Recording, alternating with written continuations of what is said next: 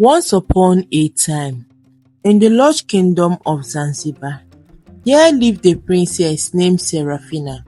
She was known far and wide for her beauty, wisdom, and grace. But what she desired most was true love, something that eluded her, despite the constant parade of suitors asking for her hand in marriage. They brought her lots of gifts like jewelries, gold, silver, and some even promised her power. Yet none of them saw her for who she truly was. Deep in her heart, Seraphina longed for someone who would love her for her soul, not her crown, who would adore her and treat her well like a princess she is without looking at her crown. That was what she desired deep down her heart. Then one fateful evening, as the sunset rises and painted the sky, Seraphina stood on the palace balcony gazing over her kingdom, deep in thought with a lot of trouble in her soul. Below her stretched the bustling marketplace, filled with laughter, chatter, and the scent of freshly baked bread, while she was lost in thought. All of a sudden, an idea struck her, a daring one which she never imagined that she would do one day. And the idea was she would disguise herself as a common girl and live among her people without anyone knowing that she is the princess. There she hoped to find someone who would love her for her spirit, for who she is and not her title. She was happy with the idea and she slept.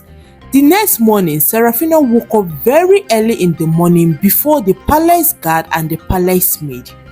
Seraphina woke up and took clogs under a brown cloak and wore her shoe and changed her dress out of the palace clothes into an ordinary dress because she was ready to face the world and see what the world has for her as she searched for her true love, who will love her for who she is and not for the crown. Then Seraphina changed her name into Rose.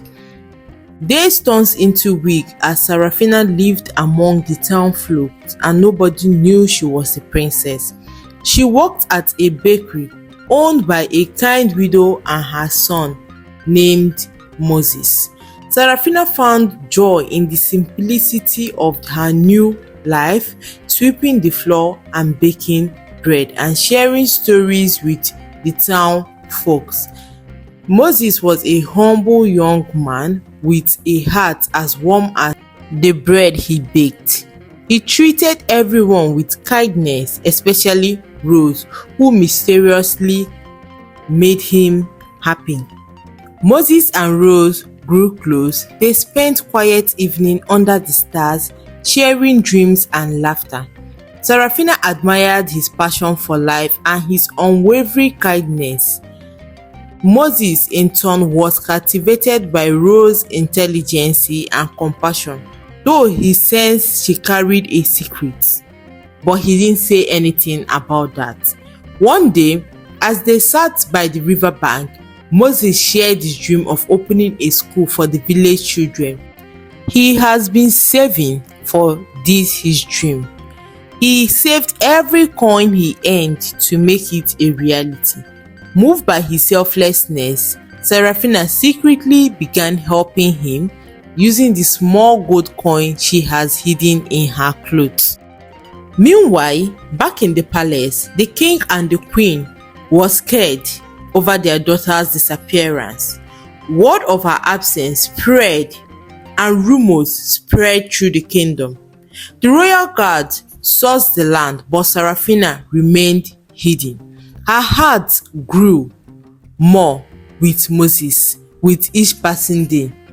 Then, one evening, as the village celebrated the harvest festival, Seraphina found herself dancing in the square with Moses. The bonfire cast flickering shadows and laughter filled the air.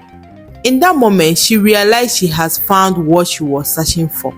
a man who would truly see her for who she is. A man who saw her for her heart and not for her wealth or beauty. But what she doesn't know was that fate had other plans. During the festival, a group of royal guards arrived in the village square. Their armors glittering in the firelight, they carried a portrait of the Princess Seraphina, offering a reward for anyone who could provide information about her whereabouts. Seraphina saw them and her heart sank as the villagers murmured, pointing at the familiar face in the painting. Moses turned to Rose, confused and hurt. "Is this you?" he asked, holding up the portrait. Seraphina knew she couldn't lie anymore. With tears in her eyes, she removed her cloak and revealed herself as Princess Seraphina. Gaze rippled through the crowd. "I am sorry, Moses," she whispered. "I only wanted to find someone who would love me for who I am, not my title." Moses was silent for a long moment before he spoke.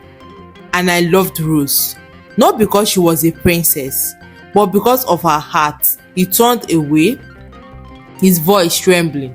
"But how can I trust anything else when your whole life here was all a lie?"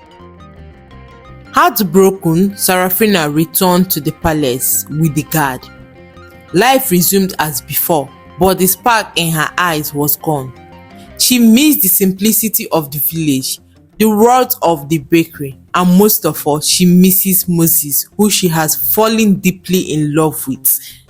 Months passed, and one day, Moses arrived at the palace gates, holding flowers, which he picked carefully for her. He requested to see the princess, and he was granted an audience. And as Seraphina entered the grand hall, her heart raced, because that was the first time seeing Moses after the incident. He bowed awkwardly before speaking. "I don't care about the crown or the riches.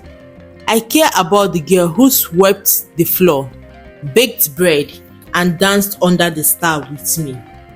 If that's still who you are, then I want to be with you. I want to be by your side, and I want to do this life forever with you," he said. Then tears streamed down Seraphina's face as she ran to him. "That's all I ever wanted," she whispered, because that's what she really wanted. She wanted a man that would love her for who she is and not for her crown. And she was happy she has found the love of her life. The king and the queen, moved by the sincerity of Moses' word, they gave them their blessings, and Moses and Seraphina were married in a grand ceremony that brought together villagers and nobles together.